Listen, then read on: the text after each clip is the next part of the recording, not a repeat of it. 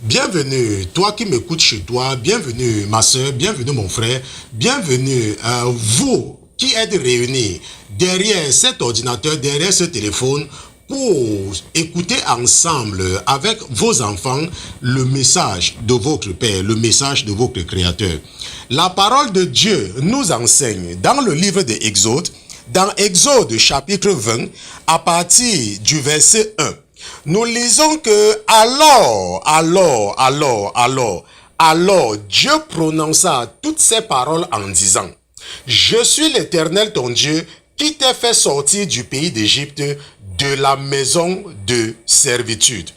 Et au verset 7, la parole de Dieu dit: Tu n'utiliseras pas le nom de l'Éternel ton Dieu à la légère, car l'Éternel ne laissera pas impuni celui qui utilisera son nom à la légère. La parole de Dieu dit que tu ne prendras point le nom de l'Éternel ton Dieu en vain, car l'Éternel ne laissera point impuni celui qui prendra son nom en vain. En vain veut dire à la légère. Donc la parole de Dieu te dit, toi qui utilises le nom de Jésus comme si c'était l'eau que tu buvais, toi qui utilises le nom de Dieu quand tu as envie d'éternuer, toi qui utilises le nom de Dieu quand quelque chose t'a effrayé, toi qui utilises le nom de Dieu quand quelqu'un t'a insulté, oh Jésus, oh mon Dieu, la parole de Dieu te dit ce soir, l'Éternel te rappelle ce soir qu'il ne va laisser personne impuni.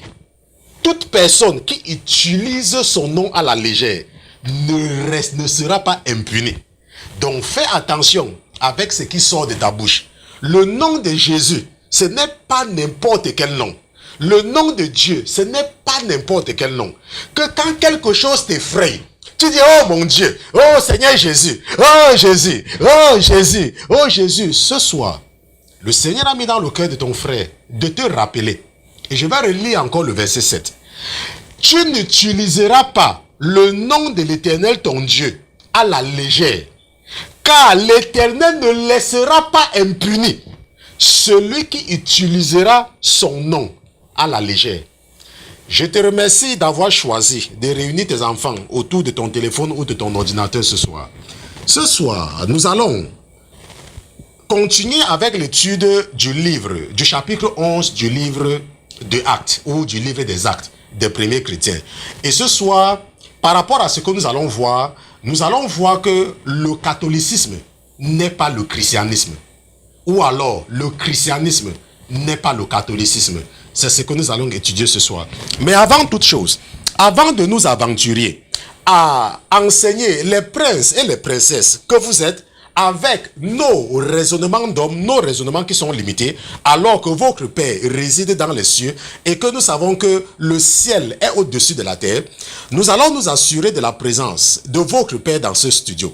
Mais comme votre Père n'est pas un papa ordinaire, comme il est Dieu, comme lui c'est Jésus-Christ, nous allons demander à tous les autres qui se trouvent sur la terre, sous la mer et dans les cieux de cette terre, le temps pour nous de dérouler le tapis rouge et d'accueillir dans ce studio Jésus-Christ de Nazareth. Gardez l'écoute. À tout à l'heure.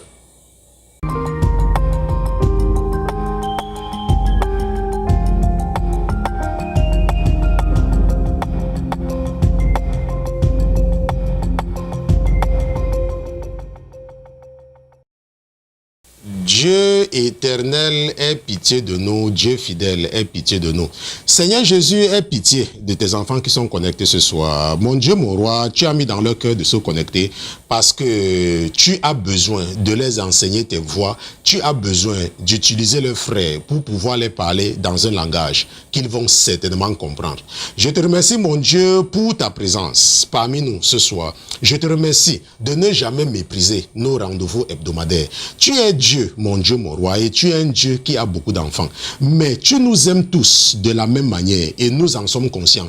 Nous sommes conscients de ton amour parce que ta parole nous enseigne que lorsque nous étions encore sous la condamnation du péché, tu es venu t'offrir sur la croix du calvaire afin de pouvoir nous permettre, le moment venu, de revendiquer du sang versé pour pouvoir nous sanctifier, pour pouvoir nous purifier. Et c'est pour cela que ce soir, Seigneur Jésus, nous tenons à te témoigner notre gratitude par rapport au sacrifice que tu as offert sur la croix du Calvaire il y a de cela un peu plus de 2000 ans. Ce soir, mon Dieu, mon roi, me voici à tes genoux. Voici mes frères qui sont à l'écoute. Voici mes sœurs qui sont à l'écoute. Mon Dieu, mon roi, ils ne sont pas venus m'écouter, ils sont venus écouter leur Père. Parce qu'ils ont confiance en toi et parce qu'ils voudraient passer l'éternité avec toi, c'est pour cela qu'ils ont tout abandonné pour venir s'équiper, pour venir s'édifier avec les oracles et les mystères que tu as cachés à ceux-là qui se croient sages, mais que tu qualifies de fous. Ta parole nous enseigne que la prédication de la croix est une folie pour ceux qui sont perdus, mais pour nous qui avons été choisis par toi avant la fondation du monde, c'est une bénédiction. Nous te remercions pour ta bénédiction, mon Dieu, mon roi. Nous te remercions également pour ta protection, mais surtout, mon Dieu, mon roi, nous te remercions pour ton esprit. Parce que ta parole nous enseigne que lorsque tu avais donné le pouvoir à Moïse, lorsque tu lui avais remis le bâton qui pouvait se transformer, lorsque tu avais donné les signes miraculeux à Moïse, tu avais dit à Moïse, va, dis à Pharaon, laisse aller mon peuple afin qu'il me serve. Mais lorsque tu vas faire ces prodiges devant Pharaon, je vais durcir son cœur afin qu'il ne se laisse pas fléchir par les miracles qu'il va voir de toi et afin que j'apporte mon jugement. Mon Dieu, mon roi, nous te craignons. Ce n'est pas le respect que nous avons pour toi, Seigneur Jésus, parce que on ne te respecte pas, on te craint. Car tu as le pouvoir non seulement de tuer le corps, tu as le pouvoir également de tuer l'âme. Et tu as le pouvoir de nous tuer même après que nous soyons passés de l'autre côté. Mon Dieu, mon roi, aie pitié de nos âmes. Aie pitié de l'âme de ma sœur. Aie pitié de l'âme de mon frère. Aie pitié de l'âme de celui que tu as choisi parmi leurs frères pour pouvoir les parler dans un langage qu'ils peuvent comprendre. Je te remercie ce soir, mon Dieu, mon roi, d'être avec nous ce soir et je te remercie de prendre le contrôle de mon âme et de mon esprit et afin de parler à mes frères dans un français simple. Nous te disons merci pour cela, ô Seigneur Jésus. Nous te disons merci pour tout ce que ton esprit est sur le point de nous enseigner ce soir au nom de Jésus-Christ, ton serviteur et tes enfants. D'une seule voix, nous te disons Amen, amen, amen, amen. Donc nous disons, nous remercions Jésus-Christ pour son sacrifice, nous remercions Dieu pour Jésus-Christ, nous remercions Jésus-Christ parce qu'il est Dieu, et nous remercions Jésus-Christ parce qu'il est devenu malédiction, afin que la malédiction qui pesait sur nous soit levée, parce que la parole de Dieu dit que maudit soit celui qui est pendu au bois, n'est-ce pas? Et Jésus a été pendu au bois entre deux brigands alors qu'il n'avait rien fait. Mais cela avait été fait pour que l'écriture s'accomplisse, pour que ce qui avait été annoncé par les prophètes, par le prophète Isaïe et par les autres, que cela puisse s'accomplir. Et Dieu a utilisé un peuple, le peuple juif. Dieu a sacrifié un peuple pour pouvoir sauver nous, les autres, nous les païens, nous qui l'avons accepté et nous qui avons accepté d'être convertis. Donc nous allons continuer avec l'étude du chapitre 11 du livre de Actes, ou alors du livre des Actes des premiers chrétiens. Et pour cela, nous restons dans le chapitre 11 et nous partons au verset 25. Donc allons au verset 25. La parole de Dieu nous dit que Barnabas se rendit ensuite à Tars pour chercher Saül. Rappelle-toi que Saül avait fui Damas lorsqu'on avait cherché à le tuer, et après cela il était parti à Jérusalem. Arrivé à Jérusalem, ses anciens amis pharisiens, n'est-ce pas, les ennemis c'est tout vont également chercher à le tuer, et les apôtres et les disciples qui étaient à Jérusalem, n'est-ce pas, vont, n'est-ce pas, lui demander d'aller se réfugier dans son village natal, n'est-ce pas, parce qu'il était originaire de Tars. Donc il va donc aller se réfugier, n'est-ce pas, à Tars, et il va rester là-bas pendant un certain temps. Et nous savons également que hier, nous avons vu que parmi ceux qui avaient quitté Jérusalem après la persécution d'Étienne, certains, n'est-ce pas, vont seulement commencer à s'agresser aux Juifs, mais d'autres vont également s'agresser aux Grecs. Ça veut dire qu'à nous autres, n'est-ce pas, à nous autres païens. Et la parole de Dieu nous a montré hier que Barnabas, qu'on appelle le fils d'exhortation, et nous avons étudié l'esprit de l'exhortation hier, et nous avons vu que l'exhortation est un don. Et nous avons vu qu'il y a des gens, n'est-ce pas, qui ont reçu ce don-là, le don de l'exhortation, et que le don de l'exhortation, c'est ce que la plupart du temps les prophètes ont. Et nous avons vu que en plus du don de l'exhortation, il y a d'autres dons et que l'exhortation n'est pas un fruit. Ok, c'est comme l'enseignement, ce n'est pas un fruit. L'enseignement de la parole de Dieu n'est pas un fruit, c'est un don, c'est Dieu qui donne. Et nous avons fait une étude biblique sur les dons et puis les fruits. Et nous avons vu que le plus important, ce n'est pas le don, mais le plus important, c'est le fruit. Parce que la Bible dit que vous les reconnaîtrez par leurs fruits. Ok, mais malheureusement, les gens font beaucoup plus confiance aux dons qu'aux fruits. N'est-ce pas? Il y a les gens qui croient beaucoup à la prophétie au lieu de regarder la vie du prophète. Et ils vont dire que, oh, il ne faut pas que tu regardes ce qu'il fait, tu dois seulement faire ce qu'il te dit. Non. Tu dois marcher. Si quelqu'un te présente l'évangile et que la personne n'a pas une bonne vie, ne suis pas la personne. Ok, la personne va te conduire en enfer. Ok, il faut regarder. C'est pour ça que j'aime beaucoup le pays qui m'a accueilli, n'est-ce pas, les États-Unis. Les Américains surveillent la vie de leur président. N'est-ce pas? Ils s'assurent, ils surveillent. N'est-ce pas? Le président américain ne fait pas ce qu'il veut, n'est-ce pas? Les caméras sont toujours là pour voir et il doit se faire voir. Mais dans les pays, dans les autres pays, surtout les pays du tiers-monde, n'est-ce pas? On ne sait même pas là où le président se trouve, parfois. Ok, donc tu dois connaître ce que ton pasteur fait. Tu dois connaître. Et si tu te rends compte que ton pasteur, n'est-ce pas, c'est un impudique, tu abandonnes cette église-là et tu cherches une autre église. Ok? Donc la Bible nous dit que Barnabas se rendit ensuite à Tars pour chercher Saül. Et l'ayant trouvé, il l'amena à Antioche. Pendant toute une année, il se réunit aux assemblées de l'église. Ils enseignaient beaucoup de personnes. Ce fut à Antioche que pour la première fois, les disciples furent appelés chrétiens. Je voudrais que tu retiennes ça une fois pour toutes jusqu'au moment où tu vas entrer dans ta tombe. Ok, tu dois retenir que la première fois que les disciples de Jésus ont été appelés chrétiens, c'était à Antioche. Maintenant, la Bible nous parle de deux Antioches. Il y a deux Antioches dans la Bible. Il y a Antioche de Pisidie et il y a Antioche, n'est-ce pas, l'autre Antioche. Maintenant, l'autre Antioche se trouve en Syrie. Et Antioche de Pisidie se trouve, n'est-ce pas, en Turquie. Mais par rapport aux recherches, tu vas te rendre compte que le Antioche, c'est le Antioche, n'est-ce pas, de Syrie. Syrie, n'est-ce pas, c'est là où Damas, n'est-ce pas, la capitale de la Syrie, c'est Damas. Et c'est là où, n'est-ce pas, Paul partait persécuté parce qu'il y avait un grand regroupement de ceux qui avaient fui Jérusalem, n'est-ce pas, étaient partis se réfugier en Syrie. Et Paul partait donc les persécuter là-bas. Et la majorité de donc partis à Antioche.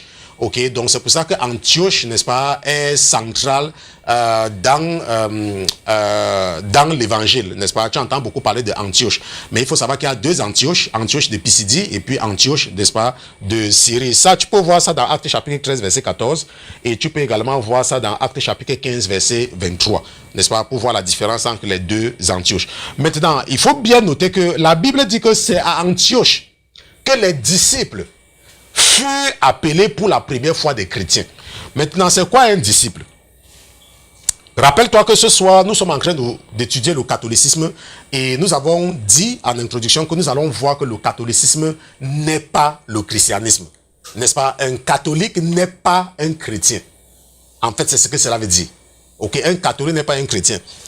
Lorsque je suis arrivé ici aux États-Unis en 2009, n'est-ce pas? Lorsque je suis arrivé aux États-Unis, j'étais surpris. C'est en fait ici que je m'étais rendu compte que le catholique était différent du chrétien. Mais lorsque j'étais dans mon pays d'origine, je n'ai pas donné mon pays d'origine, n'est-ce pas? Parce que je sais qu'il y a les gens qui me suivent de partout et je n'ai pas envie de les décourager. C'est pour ça que je ne dis jamais pratiquement d'où je sors.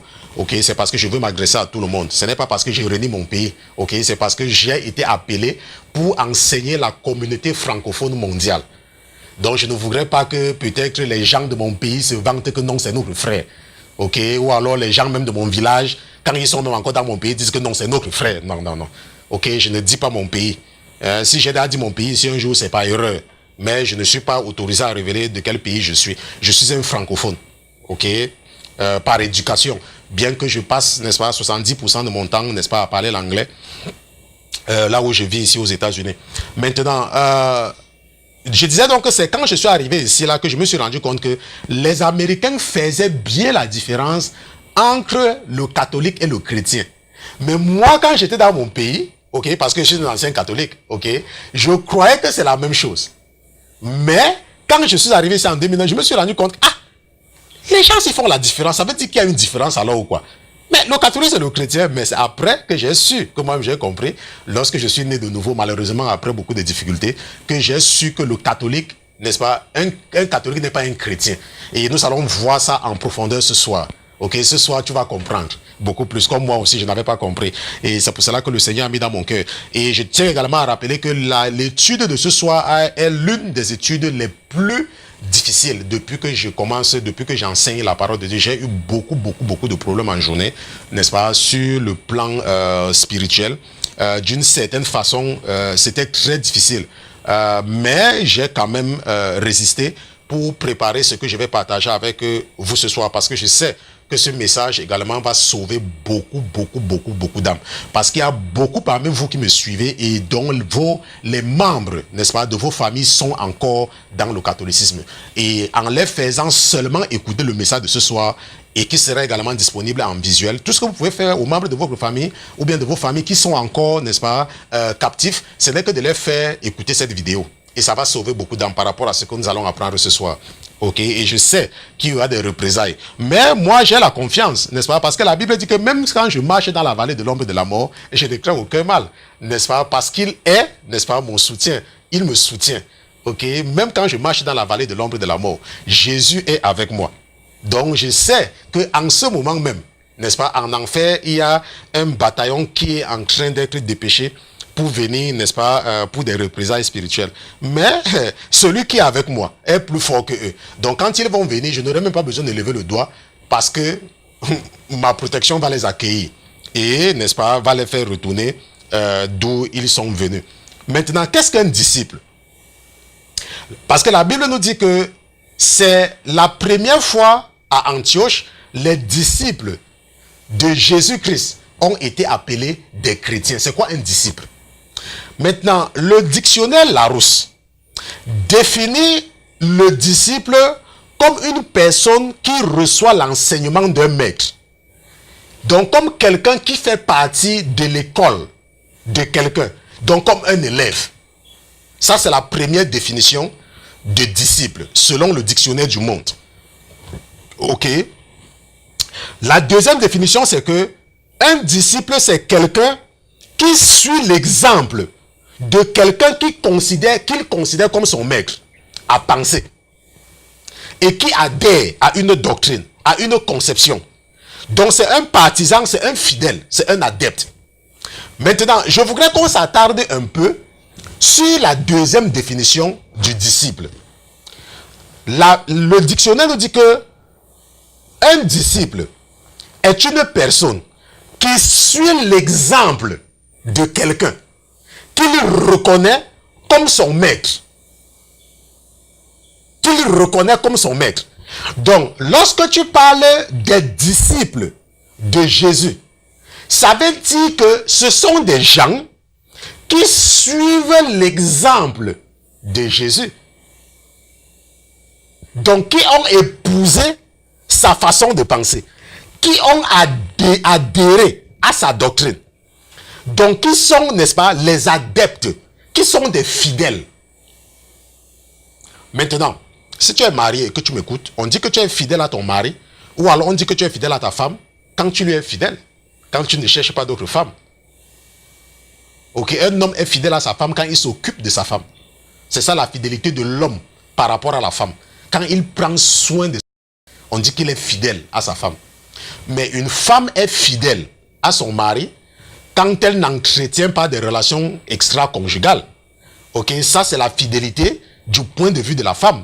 Mais la fidélité de l'homme du point de vue de sa femme, c'est quand il s'occupe et qu'il la protège. Ok, donc il faut regarder ça de deux façons différentes. Donc tu dis que tu es fidèle à Jésus-Christ quand tu fais ce qu'il t'a dit de faire. Maintenant, si tu as compris ce que c'est que le disciple, et je voudrais également signaler que Jésus lui-même, quand il était sur la terre, il avait utilisé le mot disciple. Allons dans Luc chapitre 14. Si tu es en train de douter, allons dans Luc chapitre 14 et lisons le verset 27. La parole de Dieu dit que « Et quiconque ne porte pas sa croix et ne me suit pas ne peut être mon disciple. Et quiconque ne porte pas sa croix et ne me suit pas ne peut être mon disciple. Ça, ce sont les paroles de Jésus-Christ. Donc Jésus lui-même a utilisé le nom disciple, mais il n'a pas utilisé le nom chrétien.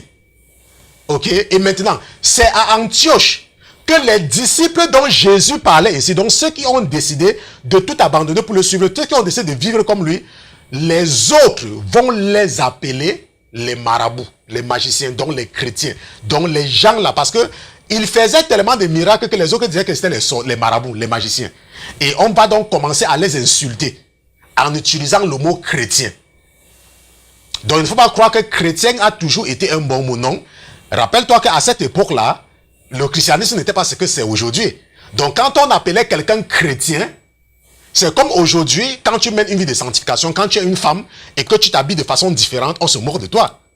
N'est-ce pas? Nous savons très bien que lorsqu'on voit une femme qui ne s'habille pas comme avec les jeans et tout, on se moque d'elle. Quand on voit une femme qui ne met pas les faux machins sur elle, on a tendance à se moquer d'elle. C'est pour cela que comme les femmes ne peuvent pas supporter les moqueries, elles préfèrent faire comme les autres. N'est-ce pas? Elles préfèrent mettre les faux cheveux sur elle, elles préfèrent faire tout ça. Parce que les autres vont se moquer d'elle, qu'elle est naze, qu'elle est zazou, c'est comme ça. Ok? Mais quand tu le fais, tu plais à Dieu. Ok? Donc les chrétiens en ce moment-là, c'était comme une insulte. On les insultait. Voilà un chrétien. Vraiment un chrétien comme ça. Vraiment un chrétien. Ok? Et c'est pour cela que lorsque je suis né, mon père m'a donné le nom, n'est-ce pas, de chrétien, mais en anglais. Parce que mon nom c'est Christian. Il faut savoir que Christian veut dire chrétien. N'est-ce pas, en anglais. Et ce n'est pas le fruit du hasard. Ok? Que je suis maintenant en train de vous enseigner. Maintenant, avant d'entrer dans le corps du sujet, Paul nous conseille dans Éphésiens chapitre 5, verset 1, n'est-ce pas? Nous allons partir dans Éphésiens chapitre 5, verset 1, n'est-ce pas? Il nous dit, devenez donc les imitateurs de Dieu comme des enfants bien-aimés et marchez dans la charité à l'exemple de Christ, qui nous a aimés et qui s'est livré lui-même à Dieu pour nous comme une offrande et un sacrifice de bonne odeur. Donc il dit, et marchez dans la charité à l'exemple de Christ. Donc soyez des disciples, soyez des imitateurs de Jésus-Christ. Ok, c'est ce que Paul nous conseille. Et nous avons vu la définition, n'est-ce pas, d'imitateur, nous avons vu la définition des chrétiens. Maintenant, nous venons de définir ce que c'est qu'un chrétien. Nous venons de définir ce que c'est qu'un disciple. Donc, si nous faisons l'analogie maintenant avec un chrétien, nous avons dit qu'un chrétien est un disciple de Jésus. Donc, c'est quelqu'un qui fait comme Jésus. Ok? Parce que c'est comme ça qu'on définit le disciple. Maintenant, comment est-ce que le dictionnaire définit le catholicisme? Le christianisme est attaché aux chrétiens. Donc, le christianisme, c'est le mouvement de pensée du chrétien. Et nous avons vu que le chrétien est un disciple de Jésus. Et nous avons vu qu'un disciple, c'est quelqu'un qui fait comme. Il fait comme.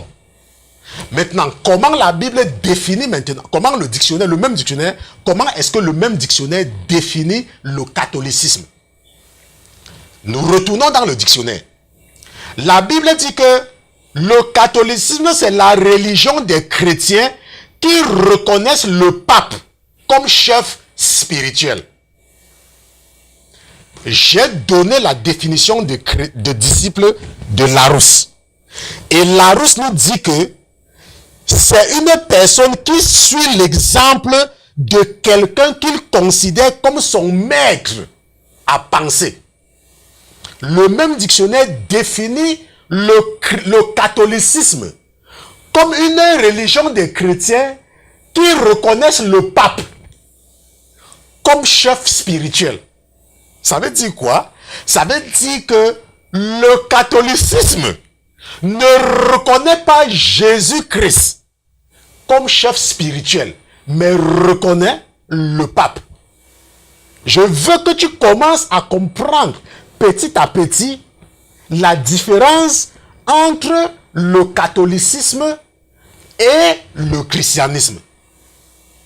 Je veux que tu commences à comprendre. Le catholicisme, religion des chrétiens qui reconnaît le pape comme le chef spirituel. Ça, c'est la première définition. La deuxième définition, ça veut dire manière de comprendre et de suivre les préceptes de la religion catholique. Donc, le catholicisme, c'est la manière de comprendre et de suivre les préceptes de la religion catholique. Deuxième définition. Et c'est quoi la religion? Et qui définit ces préceptes? Et qui est le gardien de ces préceptes? C'est le pape. Donc, le catholicisme ne s'appuie pas sur les enseignements de Jésus. Donc, un catholique n'est pas un disciple de Jésus, mais c'est un disciple du pape. Un catholique est un disciple du pape. Alors qu'un chrétien, mon esprit me dit que vous êtes en train de répondre même chez vous, est un disciple de Jésus-Christ. C'est pour ça que chrétien, Christ, et Christ veut dire Messie. Je ne suis pas encore entré dans la Bible. Je suis encore en train d'utiliser la définition du monde, des termes. Est-ce que tu me comprends? La définition du monde, je ne suis pas encore entré. Ça, ce ne sont pas mes définitions. Je suis seulement, en tant que votre frère, peut-être un peu plus éduqué, n'est-ce pas? Ou alors un peu plus expérimenté. Je suis seulement en train de vous expliquer ce que le dictionnaire dit. Le dictionnaire Larousse nous a défini un disciple comme quelqu'un qui suit l'exemple de quelqu'un, qu'il considère comme son maître à penser. Le même dictionnaire défini et disciple, c'était ça. Et donc, quand on dit que tu es un chrétien, ça veut dire que tu es un disciple de Jésus-Christ. Donc, je suis Jésus. Et le même dictionnaire dit que le catholique, c'est la religion qui reconnaît le pape comme le guide spirituel. Ça veut dire qu'il fait ce que le pape lui demande de faire. Deux choses différentes. Maintenant, nous allons maintenant voir que nous avons déjà vu que le catholique est un adepte du pape. N'est-ce pas que le catholique n'est pas un adepte de Jésus-Christ, c'est un adepte du pape. Maintenant, nous allons maintenant voir la différence entre le catholicisme et la parole de Dieu. Parce que rappelle-toi que Jésus-Christ est Dieu. Donc lorsque je dis que nous allons voir la différence entre le catholicisme et la parole de Dieu, ça veut dire que nous allons voir la différence entre les enseignements du catholicisme et les enseignements de Jésus-Christ. Ça veut dire que nous allons voir la différence entre le catholicisme et le christianisme. Donc si tu es un catholique et que tu m'écoutes, et que tu es un chrétien et que tu m'écoutes, n'est-ce pas, il faut comprendre que je suis un ancien catholique. Je ne suis pas ici là en train, n'est-ce pas, je n'ai pas encore dit quelque chose de mauvais. Je ne pense pas que j'ai dit quelque chose de mauvais par rapport, je suis en train de définir les termes. Donc si tu es un catholique, je prie vraiment que tu restes à l'écoute. Si tu es en train d'écouter cet enregistrement sur YouTube, n'est-ce pas, je t'exhorte à rester à l'écoute, n'est-ce pas. N'arrête pas de regarder parce que tu penses que je suis en train de fuir. Je n'ai pas encore dit quelque chose de mauvais par rapport au catholicisme. Je n'ai pas encore dit quelque chose. Je suis seulement en train de définir les termes. J'ai dit que le chrétien est un, par rapport à la définition de Larousse, le chrétien est un disciple de Jésus-Christ, mais le catholique est un adepte du pape. Ce n'est pas ma définition. Maintenant, et j'ai dit que nous allons maintenant voir les contradictions entre le catholicisme et la parole de Dieu. Et la parole de Dieu, la parole de Jésus-Christ. Et la parole de Jésus-Christ, c'est quoi? C'est le christianisme. C'est pour ça que j'avais fait un enseignement ici en disant que le christianisme n'est pas une religion. Le christianisme est un mode de vie. J'ai fait un enseignement là-dessus. Si tu n'as pas suivi ça, tu peux nous envoyer un email et je vais demander au frère Gildas ou bien à la sœur qui s'occupe, n'est-ce pas, du site internet de t'envoyer le lien, n'est-ce pas, de l'émission où j'avais fait l'enseignement sur le christianisme n'est pas une religion, mais le christianisme est un mode de vie. Maintenant, allons ensemble dans Deutéronome chapitre 4. Allons ensemble dans Deutéronome chapitre 4. Deutéronome chapitre 4, nous allons lire les versets 1 et 2.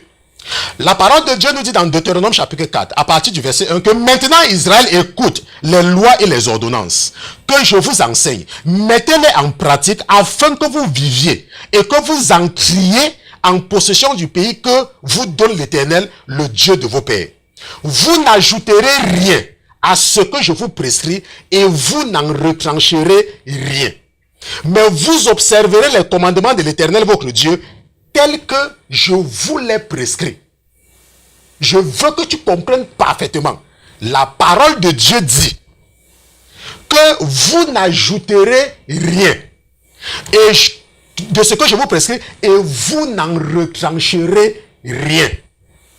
Mais vous observerez les commandements de l'Éternel comme je vous l'ai prescrit.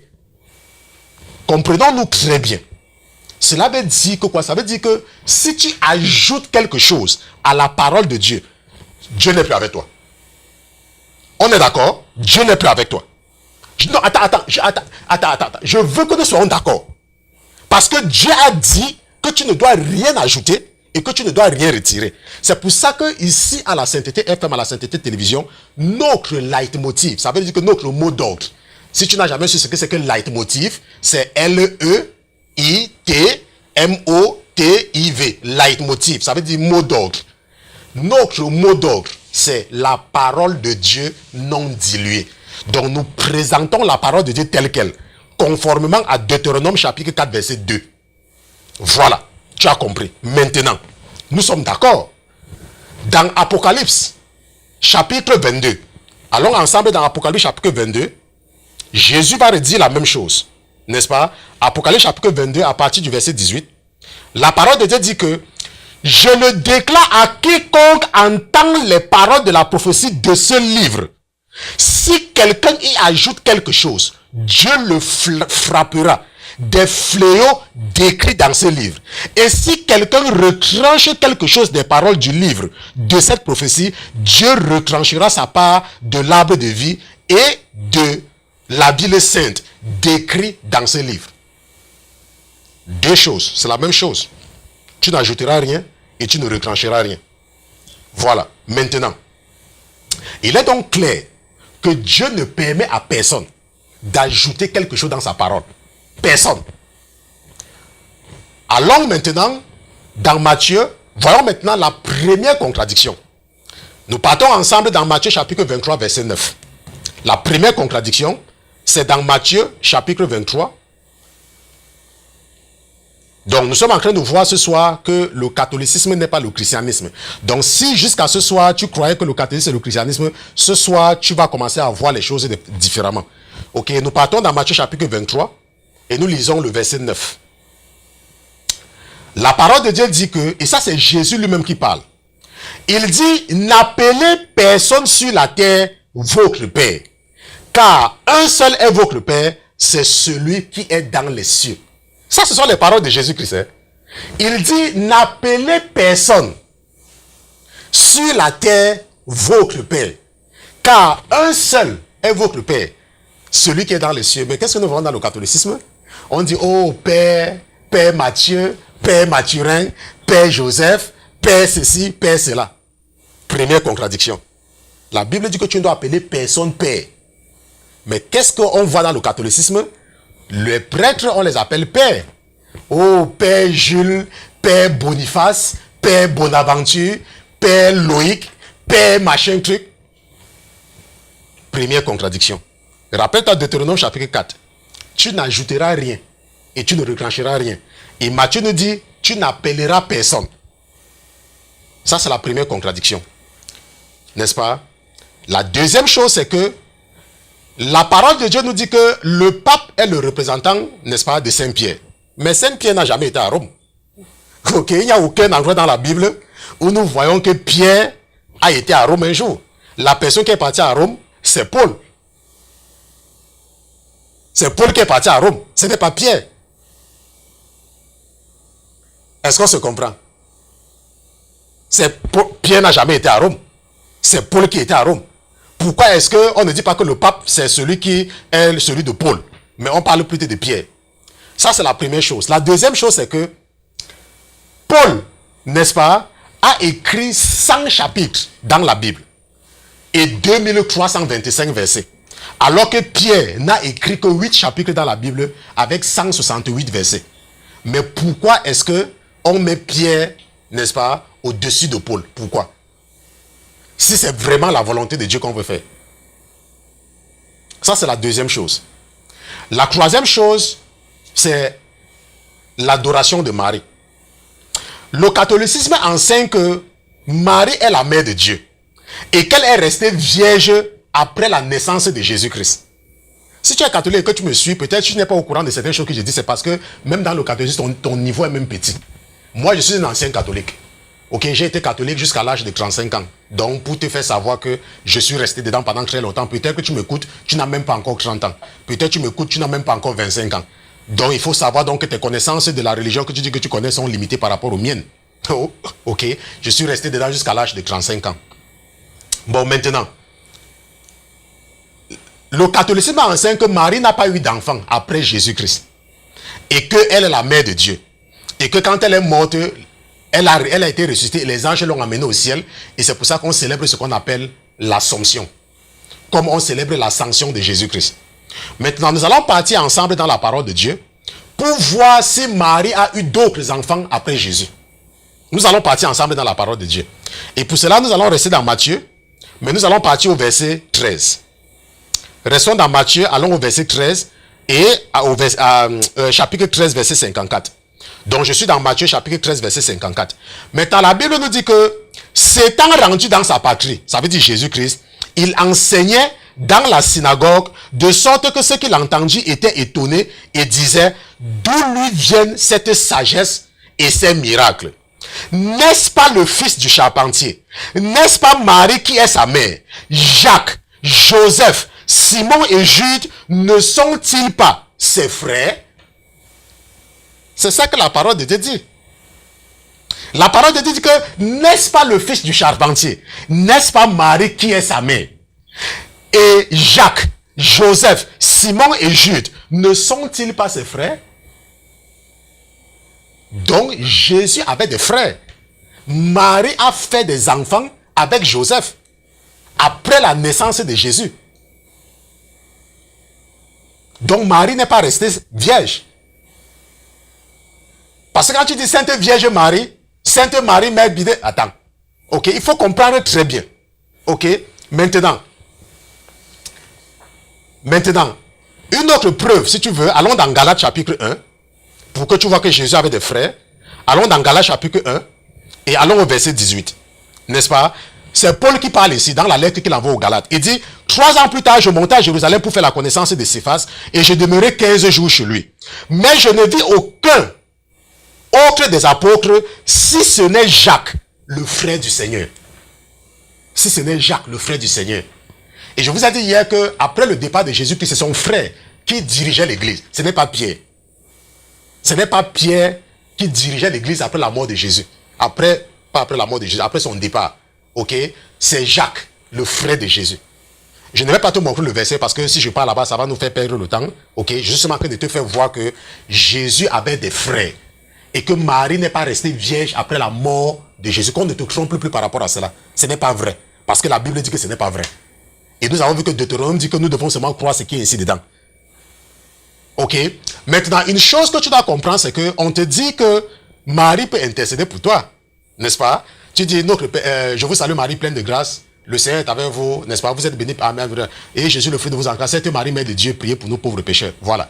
Maintenant, Marie priait pour nous pauvres pécheurs. Elle était en vie. Elle pouvait prier pour toi. Parce que la Bible nous dit dans Actes chapitre 1, verset 14, qu'elle-même aussi, elle priait. Ok? Elle-même, elle priait. Allons ensemble dans Actes chapitre 1, verset 14. N'est-ce pas? Actes chapitre 1, verset 14. La Bible dit que tous d'un commun accord persévéraient dans la prière avec les femmes et Marie, mère de Jésus, et avec les frères de Jésus. Tous d'un commun accord persévéraient dans la prière avec les femmes et Marie, mère de Jésus, et avec les frères de Jésus. Marie elle-même priait. Et la Bible dit encore ici qu'avec les frères de Jésus. Et Marie elle-même priait. Marie pouvait prier pour toi parce que la Bible dit que nous devons prier les uns pour les autres. Mais la Bible nous dit à aucun endroit qu'elle n'est pas morte. Et la Bible nous dit que nous ne devons pas prier les morts. Et que nous ne devons pas invoquer les esprits des morts. Donc si tu pries quelqu'un qui est mort, Marie elle est morte. Parce que la Bible ne nous dit pas qu'elle n'est pas morte. Donc elle est morte. Ok? Donc quand tu demandes à Marie de prier pour toi, tu es en train d'invoquer l'esprit de mort. L'esprit de mort. Et c'est contre la parole de Dieu.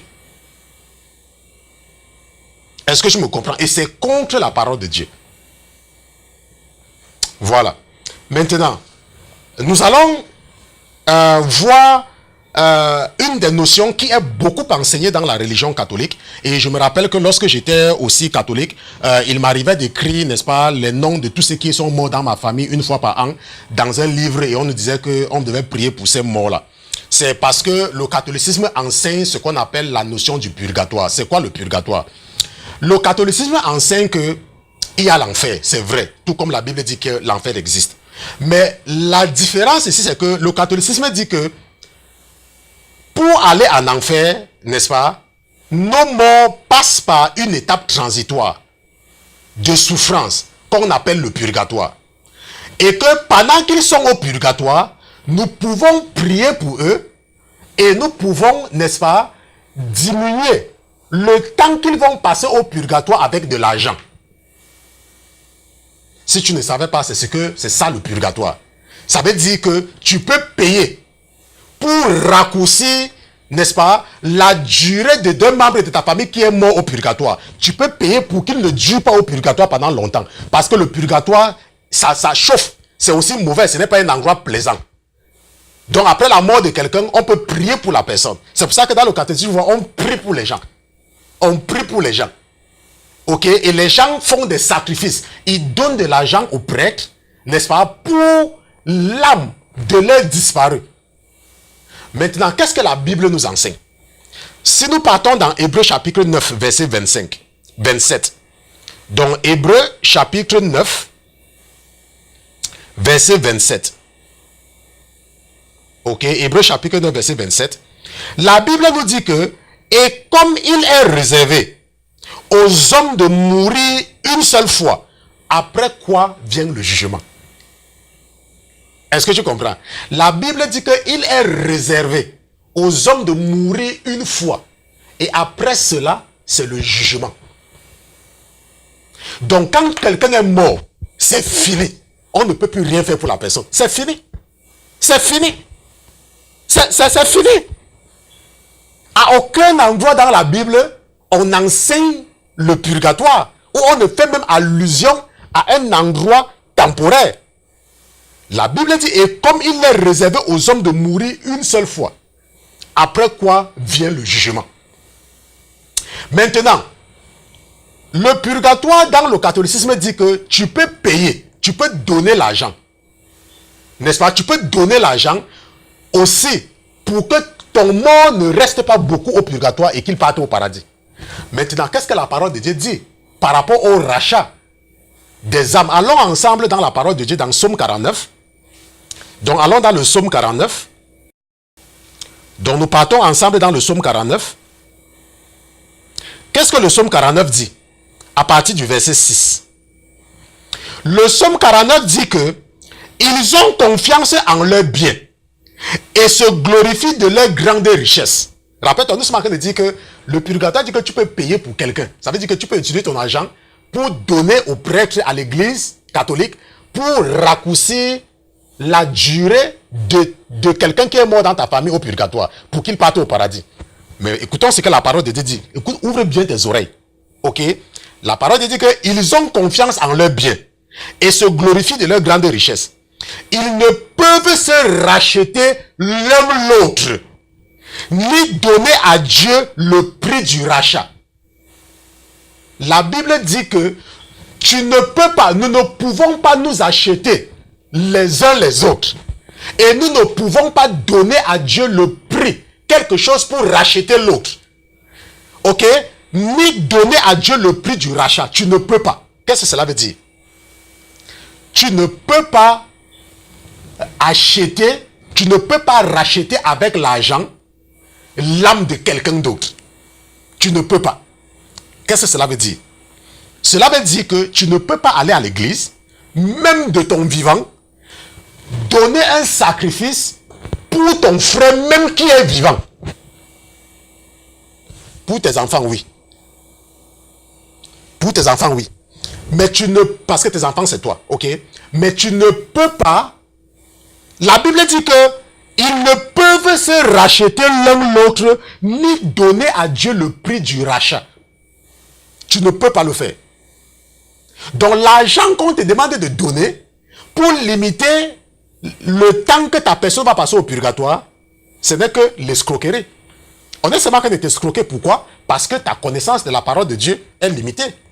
Parce que tu ne connais pas le psaume 49. Tu penses que cet argent va permettre de racheter quelqu'un qui est mort dans ta famille, alors que ce n'est que de l'escroquerie. On est en train de te frapper. Mais on te frappe, n'est-ce pas, de façon intelligente. On exploite ton ignorance pour te frapper. Ok? Donc nous allons prendre une pause de 1 minute. Et lorsque nous allons revenir, juste 1 minute, nous allons encore voir quelques contradictions, n'est-ce pas, avant, n'est-ce pas, de conclure avec cette étude comparative entre le catholicisme et le christianisme. Je vais demander à ma fille qui a la régie de mettre quelque chose juste pour 1 minute, le temps pour moi de respirer un peu. Gardez l'écoute. À tout à l'heure.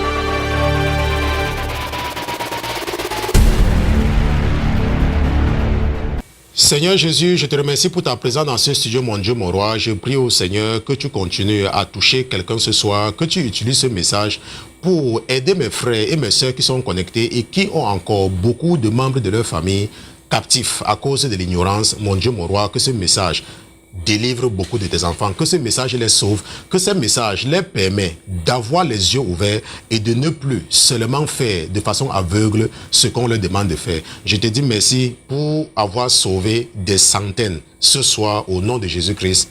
Amen, amen, amen, amen.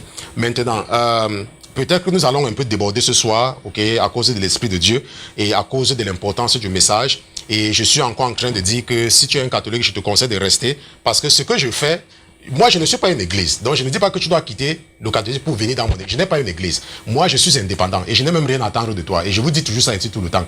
Dieu m'a suffisamment béni financièrement. Je n'ai rien à attendre de personne. Ok? Donc, ce que je fais, ce n'est que pour te sauver.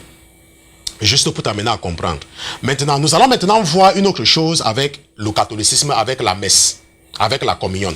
Maintenant, dans l'église catholique, c'est vrai que la Bible dit que Jésus avait dit que vous ferez cela en mémoire de moi. N'est-ce pas? Vous allez partager le pain et le vin et vous allez faire ça en mémoire de moi. Vous partagez le pain et le vin ensemble. Maintenant, mais si tu es attentif ou alors si tu n'as pas encore été attentif, je veux que quand tu vas partir à la messe dimanche prochain, si tu es catholique et que tu m'écoutes, écoute bien les paroles du prêtre. Écoute parfaitement pendant la célébration de l'Eucharistie. Bon, si tu ne sais pas ce que c'est que l'Eucharistie, c'est lors de la communion. Ok, c'est ça, le dimanche, c'est ça l'Eucharistie. Et écoute très bien les paroles qui sortent de sa bouche. Maintenant, si tu écoutes très bien les paroles du prêtre, il dit que le corps, que le pain là, est transformé en corps de Christ.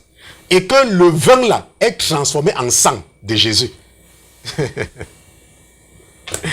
Mais de façon naïve, tu entends bien ça.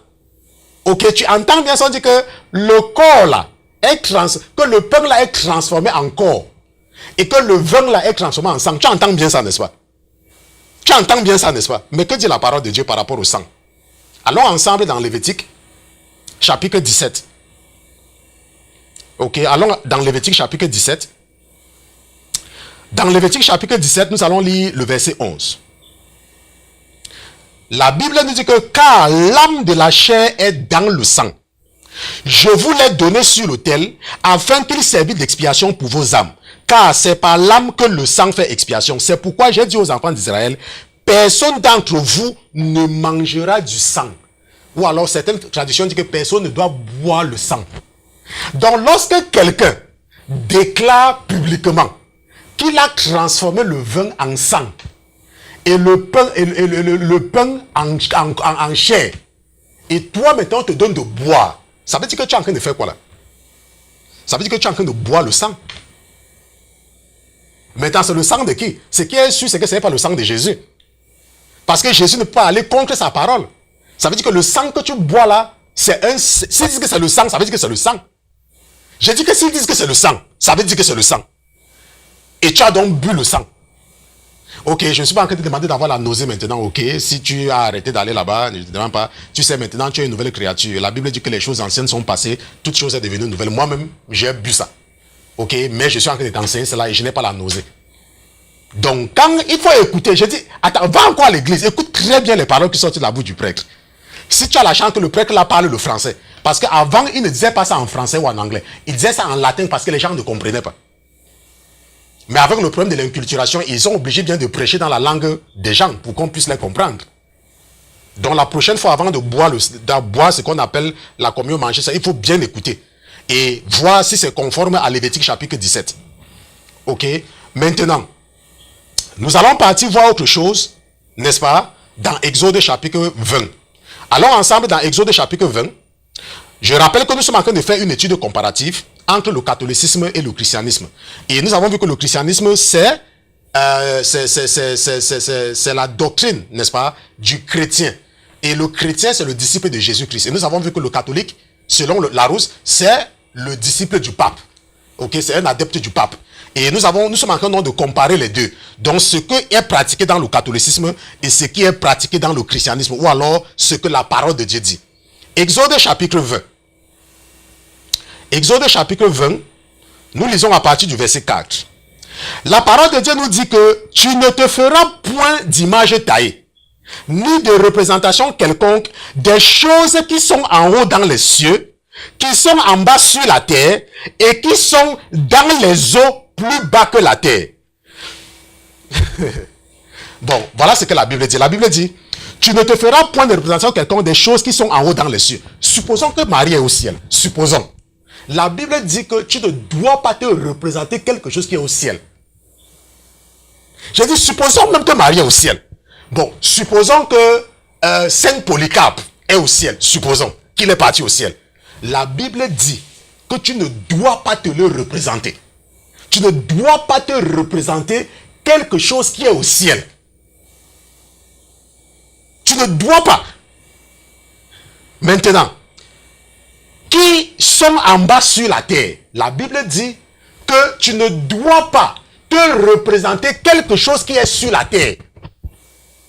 Ça veut dire quoi? Ça veut dire que tu ne dois pas faire la statue du pape. Tu ne dois pas faire la statue du président. Tu ne dois pas faire la statue de la liberté. Tu ne dois pas faire une représentation de quelque chose. Non, tu ne dois pas.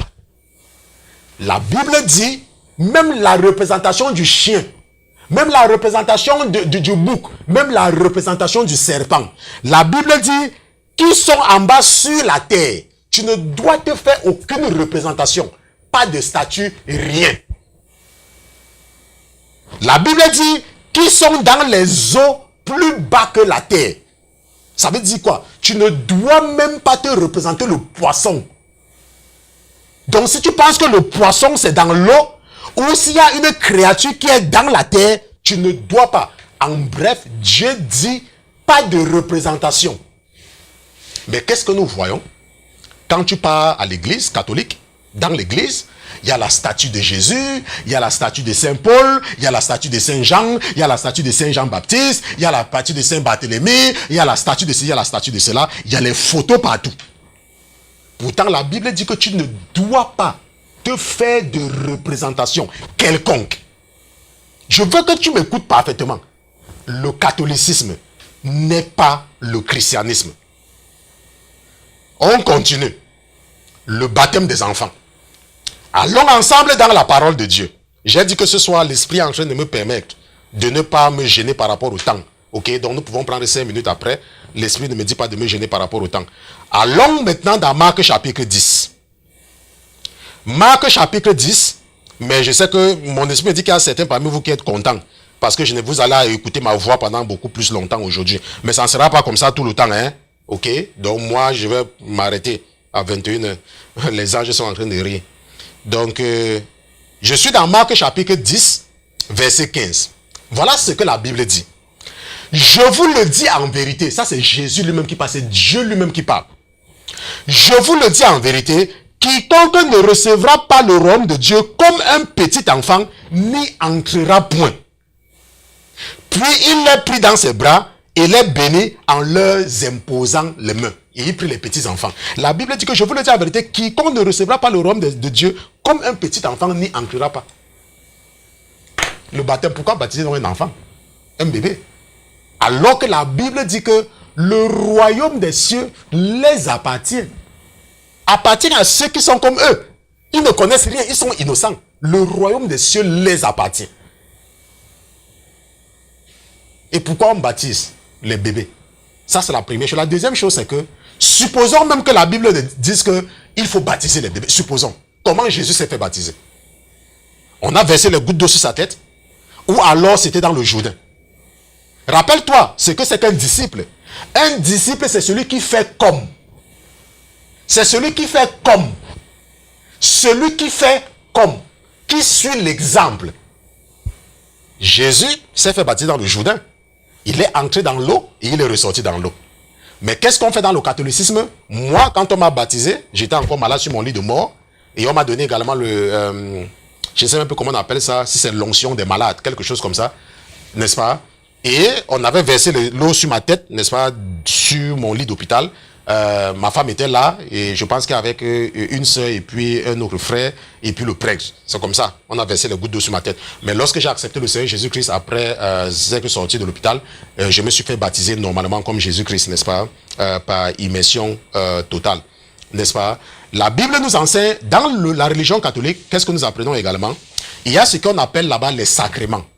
N'est-ce pas? Les sacrements, c'est quoi? Les sacrements, ça veut dire qu'il y a certaines choses que tu dois faire pour être sauvé. Donc il y a le sacrement de ceci, il y a le sacrement de cela, il y a le sacrement de ceci, le sacrement.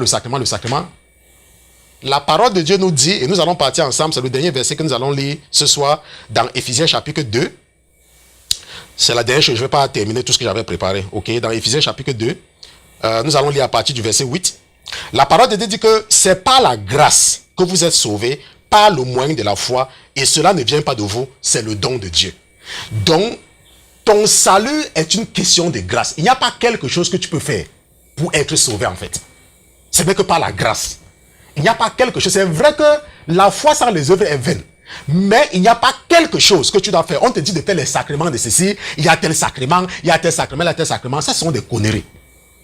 Puisque la Bible n'enseigne pas ça. La Bible dit que c'est par la grâce que vous êtes sauvés, par le moyen de la foi. Cela ne vient pas de vous, c'est le don de Dieu.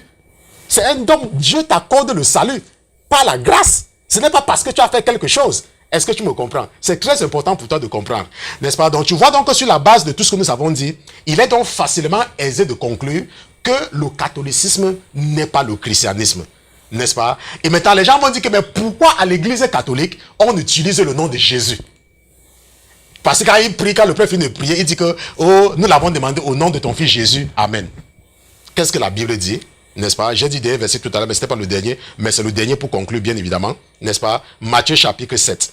Parce que tu vas me dire que, mais, n'est-ce pas, nous aussi on dit Jésus à l'église, n'est-ce pas, le prêtre prenons le nom de Jésus. La Bible dit, ceux qui me disent Seigneur, Seigneur, n'entreront pas tous dans le royaume des cieux, mais celui-là, seul, qui fait la volonté de mon Père qui est dans les cieux. Donc, si tu es dans un environnement où on parle du nom, on prononce le nom de Jésus, mais on ne fait pas la volonté de ce qui est dans la Bible, Jésus n'est pas dedans. Parce que Jésus lui-même dit, ceux qui me disent Seigneur, Seigneur, n'entreront pas tous dans le royaume des cieux, mais celui-là seul qui fait la volonté de mon Père. Je me rappelle lorsque le Seigneur me parlait, parce que ce n'est pas quelqu'un qui m'a demandé de quitter le catholicisme, on n'est pas venu me prêcher pour que je sorte. Ce que l'Esprit me disait, c'est que, est-ce que ce que tu lis dans la parole est conforme à ce que tu vois?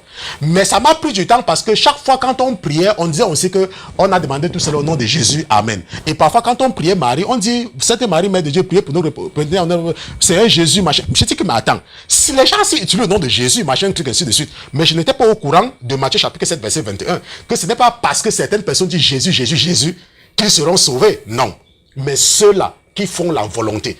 Et pourquoi est-ce qu'ils sont maudits? Pourquoi est-ce qu'on peut conclure que le catholicisme est une malédiction? C'est parce que la Bible nous a dit dans Deutéronome chapitre 4, lorsque nous l'avons lu, n'est-ce pas, au début de cet enseignement, lorsque nous étions dans Deutéronome chapitre 4, je pense que nous avons lu à partir du verset 1, n'est-ce pas? La Bible nous disait que verset 2, vous n'ajouterez rien à ce que je vous prescris et vous n'en retrancherez rien, mais vous observerez les commandements de l'Éternel votre Dieu tels que je vous les prescris. Je remercie le Seigneur d'avoir mis dans ton cœur, n'est-ce pas, d'être avec nous toute cette semaine. Si c'était la première fois pour toi de te connecter et d'écouter nos enseignements, je tiens à te rappeler que nous sommes un ministère indépendant. Notre leitmotiv, notre mot d'ordre, c'est la parole de Dieu non diluée. Nous ne faisons plaisir à personne. Parfois également, nous fustigeons certains comportements qui se trouvent dans les églises qu'on appelle, n'est-ce pas, les nouvelles églises, n'est-ce pas, ce qu'on appelle les religions pentecôtistes. Il nous arrive parfois de fustiger certains prophètes là-bas parce qu'ils font ce qui est contre la volonté de Dieu. Donc notre mission, c'est d'ouvrir les yeux des enfants de Dieu et de leur permettre d'hériter du royaume des cieux et sans qu'on ne les trompe pour qu'ils soient surpris en enfer.